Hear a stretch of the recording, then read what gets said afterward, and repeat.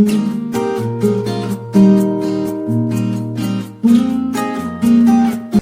Dear student, आज का जो हमारा चैप्टर है चैप्टर नंबर 7 है इंटरफेरेंस, व्यतिकरण। ठीक है बच्चों, जैसे कि हमने अब तक 6 चैप्टर कर चुके हैं बच्चों, आपने अच्छी तरीके से नोटबुक में नोट कर लिया होगा। ठीक है, अगर कोई प्रॉब्लम है तो आप मुझसे पूछ सकते हैं। जो आज का हमारा चैप्टर आता है ये आता है व्यतिकरण। मोस्ट इंपोर्टेंट चैप्टर है बच्चों। इस चैप्टर में से आपको 100% एग्जाम में मिलता है कम से कम 5 to 7 मार्क्स। ठीक है, यूपी बोर्ड के लिए बच्चों। ठीक है, तो इसमें से 5 से 7 नंबर आपको बोर्ड एग्जाम में मिल जाएंगे। मोस्ट इंपोर्टेंट चैप्टर है। तो सबसे पहला जो हमारा टॉपिक आता है ये आता है superposition of wave, principle of superposition of waves, अध्यारोपण का सिद्धांत। अध्यारोपण का सिद्धांत क्या कहता है बच्चों? मान लिया कोई तरंगे चल रही है माध्यम में, किसी माध्यम में 2 या 2 से अधिक तरंगे हैं बच्चों। ठीक है, मैं कह रहा 2 तरंगे हैं या 3 तरंगे माध्यम में, 2 या 2 से अधिक तरंगे चल रही है।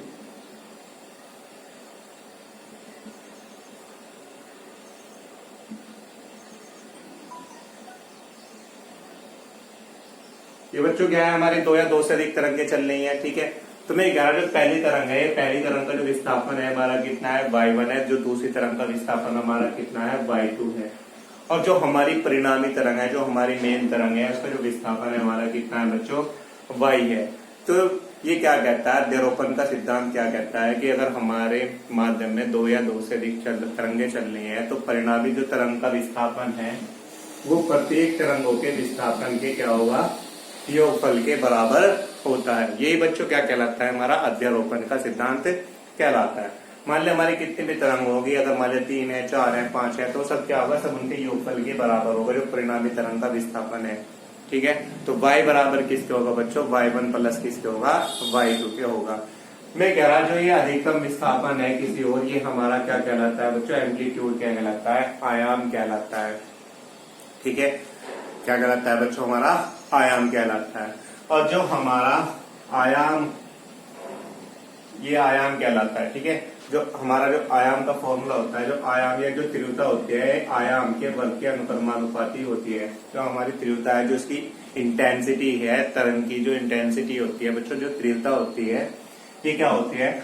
आयाम के वर्ग के अनुक्रमानुपाती होती है। और जो इसकी विस्थापन की समीकरण होती है बच्चों होती है y बराबर किसके? a sin ओमेगा t के। ठीक है, जहां y तो क्या हो गया? हमारा विस्थापन हो गया, a हमारा क्या हो गया? तरंग का आयाम हो गया, ओमेगा क्या कहलाता है? हमारा कोणीय वेग, जबकि t क्या होता है? हमारा समय होता है। ठीक है बच्चों, तो जो इसकी इक्वेशन है वो क्या कहलाती है? हमारी y बराबर किसके? a sin ओमेगा t के। तो ये हमारी इक्वेशन होती है। इसके बाद जो बच्चों हमारा टॉपिक आता है वो आता है हमारा व्यतिकरण। ठीक है, तो जो इसके बाद जो हमारा टॉपिक आता है व्यतिकरण आता है। पहला अध्यारोपण का सिद्धांत आपने अच्छे तरीके से समझ लिया हो गया। तो मैंने क्या बताया, मान लिया किसी माध्यम में 2 या 2 से अधिक तरंगे चल रहे हैं, तो जो उनका परिणामी विस्थापन होता है प्रत्येक तरंग के योग विस्थापन के योगफल के बराबर होता है। मैंने यहाँ पे 2 या 2 से अधिक तरंगे ले रखी हैं, जो उनका परिणामी विस्थापन है बच्चों y, वो किसके बराबर है? y1 प्लस किसके है? y2 के बराबर है। मैंने आपको बताया कि अधिकतम विस्थापन क्या कहलाता है? हमारा आयाम कहलाता है। ये हमारा सब पॉजिटिव होगा, नीचे की ओर हमारा सारा क्या होगा? ये नेगेटिव होगा। और यहाँ से यहाँ तक हमारा क्या कहलाया है? विस्थापन कहलाता है। ठीक है, और जो विस्थापन की इक्वेशन होती है y बराबर किसके होती है? a sin ओमेगा t के।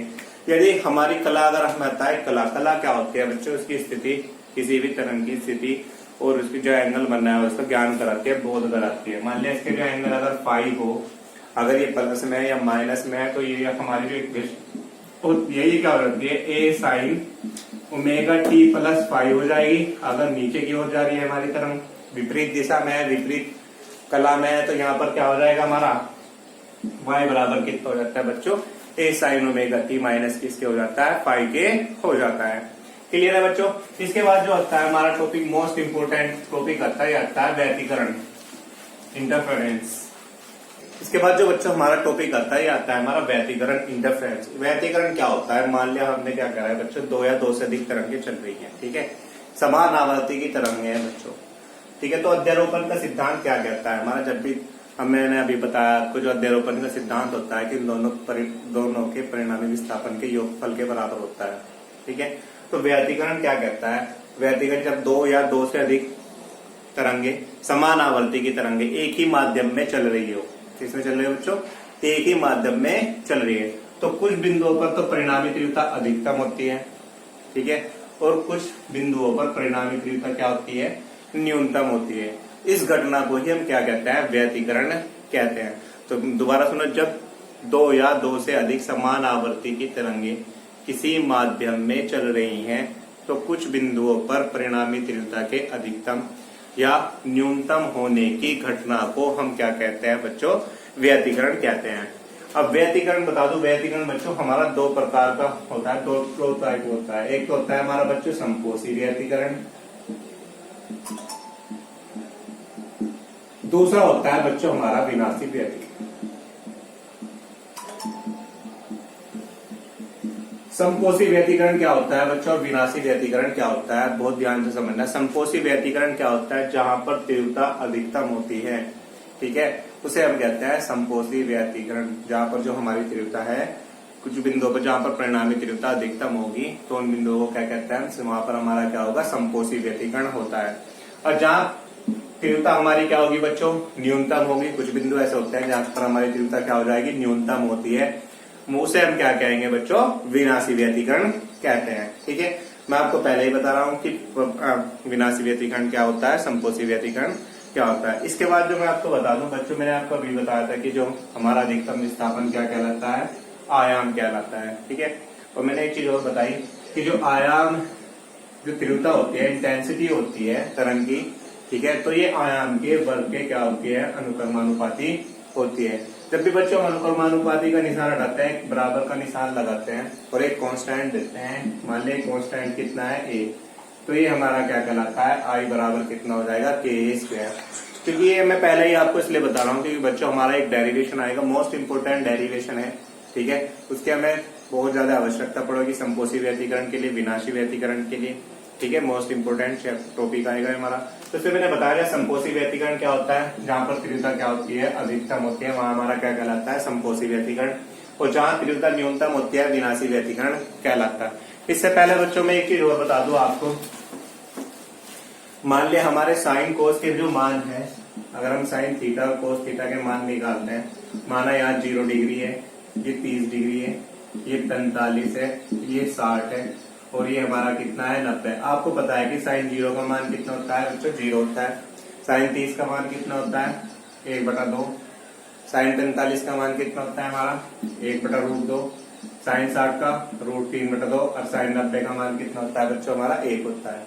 इसी तरह हमारा कोस 0 का मान 1, कोस 30 का मान हमारा √3/2, कोस 45 का 1/√2, कोस 60 का मान कितना, 1/2 और कोस 90 का मान कितना होता है हमारा, 0 होता है। तो मैं आपको बताना चाह रहा हूं बच्चों कि जो हमारा साइन का जो अधिकतम मान है वो कितने डिग्री पर होता है। तो देखो बच्चों, यहाँ पे साइन 0 का मान 0 है, फिर हमारा बड़ा कुछ और कितना हो गया, 1/2 हुआ, फिर थोड़ा और बड़ा कितना हुआ, 1/√2 हुआ, फिर थोड़ा और बड़ा कितना हो गया, √3/2 हो गया, फिर और बढ़कर लास्ट में मैक्सिमम कितना रहता है हमारा, 1 हो जाता है। तो जो बच्चों हमारा साइन का अधिकतम मान होता है वो कितने पे होता है, साइन 90 पे होता है, ठीक है, ध्यान रखना, इंपोर्टेंट है। जो साइन का जो अधिकतम मान होता है वो कितने पे होता है हमारा, 90 डिग्री पे होता है। साइन का जो अधिकतम मान होता है वो कितना होता है बच्चों, 1 होता है, ठीक है।